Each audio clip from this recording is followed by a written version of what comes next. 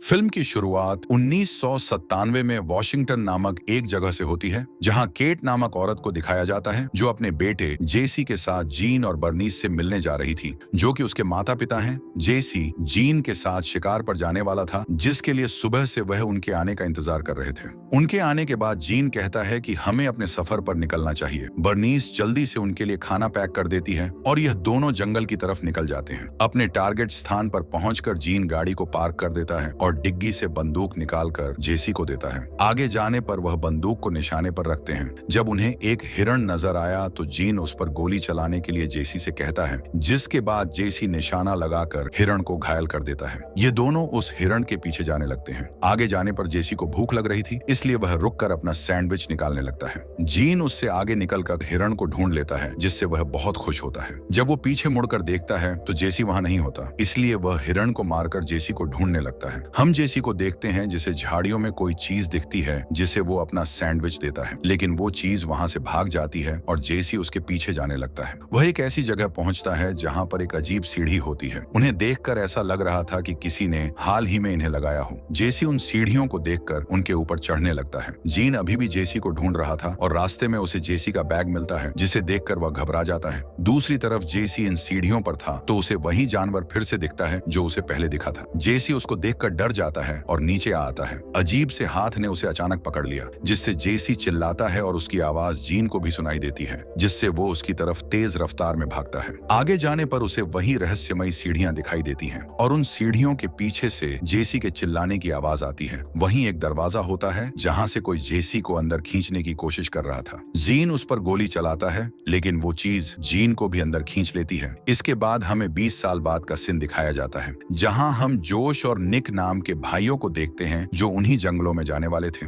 वह एक जगह कुछ सामान लेने के लिए रुकते हैं, जहां स्टोर ओनर को उनकी बातों से पता चलता है कि यह लोग पास के जंगलों में पैदल यात्रा पर जा रहे हैं। स्टोर ओनर उन्हें कहता है कि रेड मून के समय कई लोग इन जंगलों में खो चुके हैं। जोश को उसकी बातों पर भरोसा नहीं था। निक उस कैफे में कई लोगों के मिसिंग पोस्टर लगे हुए देखता है, जिससे वो थोड़ा डर जाता है। खैर, यह लोग मंजिल पर पहुंचते हैं जहां रेबेका और जॉर्डन उनका इंतजार कर रहे होते हैं। इस सफर में डंक नाम का लड़का भी उसके साथ आया, जो किसी को पसंद नहीं था क्योंकि वह किसी बात को गंभीरता से नहीं लेता था। ये सभी अपने बैग्स पैक करके जंगल की ओर सफर शुरू कर देते हैं। सभी साथी 5 घंटे चलने के बाद थक गए थे। रेबेका बताती है कि हम अभी आधा रास्ता भी नहीं चले हैं, इसलिए वह थोड़ा आगे जाकर आराम करने का फैसला करते हैं क्योंकि निक बहुत थक चुका था। जोश जब उसका बैग उठाने में मदद करता है तो उसे पता चलता है कि निक ने जरूरत से ज्यादा सामान बैग में भर लिया है, जिससे सभी उसे कहते हैं कि एक्स्ट्रा सामान को वहीं छोड़ दें। आगे जाने पर उन्हें एक झोपड़ी मिलती है, लेकिन लड़कियों को यह जगह ठीक नहीं लगती, इसलिए वह आगे बढ़ने का फैसला करते हैं। रेबेका जब शूलेस बांधने के लिए रुकती है तो उसके साथ ही उससे आगे निकल जाते हैं। यहाँ एक डरावनी औरत रेबेका के पास आ जाती है। रेबेका ने उसके घायल पैर देखकर ऊपर देखती है। उस औरत का चेहरा बहुत भयानक था और वह अजीब सी आवाजें निकाल रही थी। रेबेका ने वापस ऊपर देखा तो वह औरत वहाँ नहीं थी। रेबेका अपने दोस्तों को आवाज देती हुई उस झोपड़ी के पास पहुंच जाती है, जिसके अंदर वही डरावनी औरत मौजूद थी। रेबेका उसे देखकर चिल्लाने लगती है। उसके दोस्त चीखें सुनकर उसके पास पहुंचते हैं, जहां रेबेका डरती हुई सभी को उस औरत के बारे में बताती है।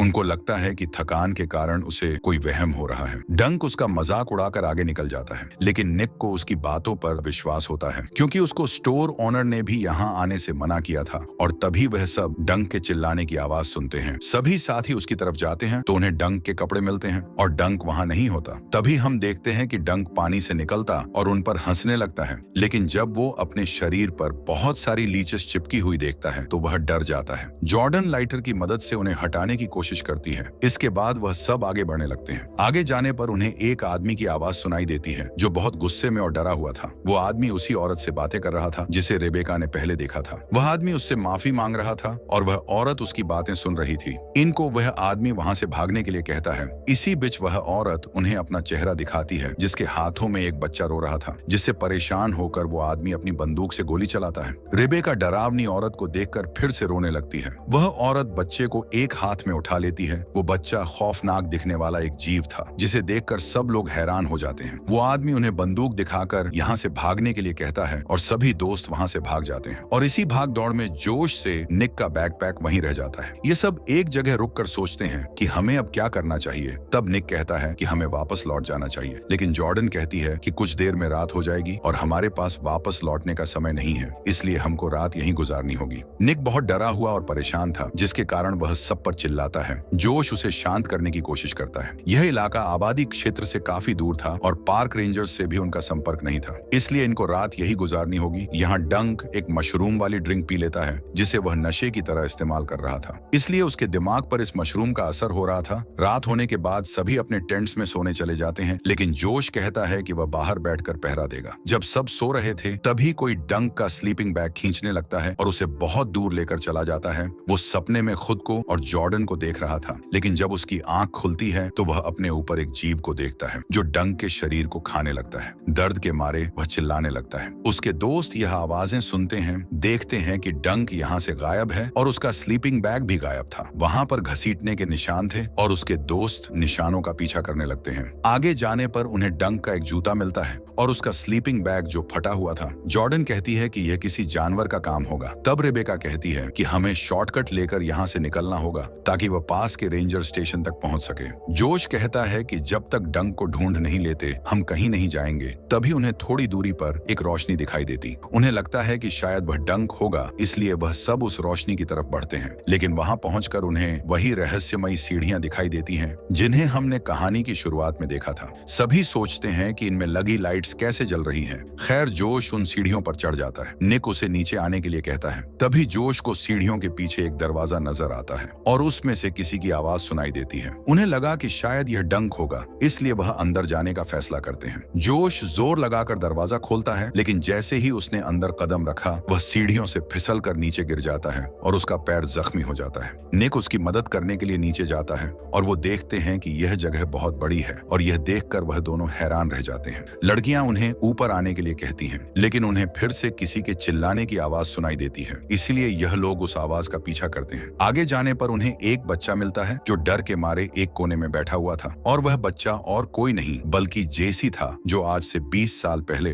गायब हो चुका था। जेसी कहता है कि उन्हें यहाँ से निकलना होगा, वरना वह हमेशा के लिए यहीं फंस जाएंगे। खैर, यह लोग आगे बढ़ते हैं। जेसी को एक अजीब जीव दिखता है और वह वहीं पर रुक जाता है। जोश और निक ने जब सामने की तरफ रोशनी डाली तो उन्हें वही भयानक जीव दिखता है। यहाँ से सभी भागने लगते हैं और वह उस दरवाजे के करीब पहुंच जाते हैं। जोश कहता है कि वह जीव अब चला गया होगा, लेकिन वो जीव पीछे से हमला करके जोश को मार देता है। निक अपने भाई की मौत से बहुत दुखी होता है। वह दोनों लड़कियां उसे भागने के लिए कहती हैं और वह अजीब जीव जोर जोर से दरवाजा तोड़ने की कोशिश करने लगता है, जिससे सभी दोस्त अपनी जान बचाकर भागने लगते हैं। निक दौड़ ढाता हुआ एक गड्ढे में गिर जाता है जहाँ बहुत सारी लाशें पड़ी थी और वहीं पर उन्हें डंक की लाश मिलती है। निक डंक की लाश को देखकर रोने लगता है। तभी उस जीव की आवाजें आने लगती है और ये लोग वापस भागने लगते हैं। रेबेका एक ट्रेलर देखकर रुक जाती है जो वहाँ पार्क किया हुआ था। वो चारों जल्दी से उसकी तरफ भागते हैं, लेकिन रेबेका जैसे ही अंदर जाती है वो राक्षस उसे पकड़ लेता है। उसके दोस्त कुछ कर पाते, वो राक्षस उनकी आंखों के सामने रेबेका को मार देता है। रेबेका का खून देखकर निक को लगता है कि वह नहीं बच पाएंगे और वह जल्दी से ट्रेलर का दरवाजा बंद कर देता है। जेसी कहता है कि यह राक्षस हमेशा भूखा रहता है और वह अपने बच्चों का पेट पालने के लिए शिकार करता है और वो हमारा भी शिकार करेगा, क्योंकि एक बार वह किसी इंसान की गंध सूंघ ले तो उसे मारकर ही छोड़ता है। निक जेसी से पूछता है कि तुम जिंदा कैसे बचे, और वो उन्हें कुछ बताता उससे पहले वो राक्षस जोर जोर से ट्रेलर को हिलाने लगता है। ये लोग डरे हुए थे और उनको अपनी मौत सामने नजर आ रही थी। वह लोग खुद को बचाने के उपाय ढूंढने लगते हैं, लेकिन तभी नेक अपने भाई की मौत पर रोने लगता है और कहता है कि काश मैं उसे बचा पाता, उसने हमेशा मेरा साथ दिया है। जॉर्डन उसे समझाती है कि इसमें तुम्हारी कोई गलती नहीं थी, तुम अब भी हमें बचा सकते हो। ये सुनकर निक थोड़ा शांत हो जाता है। जब वह लोग बात कर रहे थे तभी जेसी उन्हें अपना नाम बताता है और तब निक को अंदाजा होता है कि जेसी वही लड़का है जो आज से 20 साल पहले गायब हो गया था, क्योंकि निक जेसी के साथ स्कूल में पढ़ता था। ये सब सुनकर उन्हें यकीन नहीं होता है, क्योंकि निक तो बड़ा हो चुका है मगर जेसी की उम्र अब भी वैसी ही है। तब जेसी बताता है कि जब वो उस लाल दरवाजे के पार गया तो उसे ऐसा महसूस हुआ जैसे वह किसी दूसरी डायमेंशन में आ गया हो। वो बताता है कि उन्हें कई बार वहां से निकलने के रास्ते मिले, लेकिन वो कभी बाहर नहीं निकल पाए, क्योंकि वो राक्षस हमेशा उनके इंतजार में रहता था और वह दरवाजा अपनी जगह बदलता रहता था। इसका मतलब ये हो सकता है कि जेसी ने शायद टाइम ट्रेवल किया या उसके लिए समय बहुत धीमा गुजरा। कुछ देर बाद जॉर्डन को एहसास होता है कि बाहर शांति है। शायद वो राक्षस अब यहाँ से जा चुका है, इसलिए वो बाहर जाने लगती है। निक उसे रोकता है, लेकिन जॉर्डन कहती है कि हम हमेशा के लिए यहाँ छुप कर नहीं रह सकते। ड्राइवर के केबिन से जॉर्डन को एक राइफल और कुछ बुलेट्स मिलती है। निक और जॉर्डन बाहर जाते हैं और जेसी कुछ बर्तन बाहर फेंकता है ताकि वह राक्षस आकर्षित हो। जैसे ही वह राक्षस उनकी तरफ मुड़ता है, जॉर्डन की बंदूक जाम हो जाती है। वह मुश्किल से एक गोली राक्षस पर चलाती है, लेकिन उसका कोई असर नहीं होता और वह एक ही झटके में जॉर्डन को बुरी तरह जख्मी कर देता है। निक जल्दी से ट्रेलर का दरवाजा बंद कर देता है ताकि वह राक्षस अंदर ना आ पाए। निक बहुत ज्यादा गुस्से में था। उसने अपने सारे दोस्तों को खो दिया था और वो अब इस राक्षस से बदला लेना चाहता था। इसलिए वह एक गैस सिलेंडर और लाइटर उठाता है और जेसी से कहता है कि उसके बाहर जाने के बाद वह दरवाजा बंद कर दे। वो बाहर जाकर उस गैस कैन को दूर फेंकता है, जिससे वो राक्षस उसकी ओर आकर्षित हो जाता है और जैसे ही वह पास आता है, निक उसकी तरफ लाइटर फेंकता है, जिससे वह राक्षस जलने लगता है और वो राक्षस वहां से भाग जाता है और उसकी मौत हो जाती है। निक देखता है कि वह जादुई सीढ़ियां भी अब जल रही थी। जेसी उसके पास आकर कहता है, मुझे घर जाना है। इसके बाद हमें सुबह का वक्त दिखाया जाता है, जहां हम दोनों को पुलिस के पास देखते हैं, जो उन्हें बचाने आई थी। पुलिस भी हैरान थी कि जेसी वही बच्चा है जो आज से 20 साल पहले गायब हुआ था। तब जेसी की माँ और नानी उससे मिलने आती हैं। वो लोग एक दूसरे को देखकर हैरान हो जाते हैं। जेसी अपनी माँ से माफी मांगता है क्योंकि उसके ग्रैंडपा भी उस डायमेंशन में चले गए थे, लेकिन वो जिंदा नहीं बचे। खैर, पुलिस की पूछताछ के बाद निक को छोड़ दिया जाता है और हम दोनों दोस्तों को एक साथ देखते हैं, जो अब धीरे धीरे रिकवर हो रहे हैं। और इसी के साथ मूवी की समाप्ति होती है।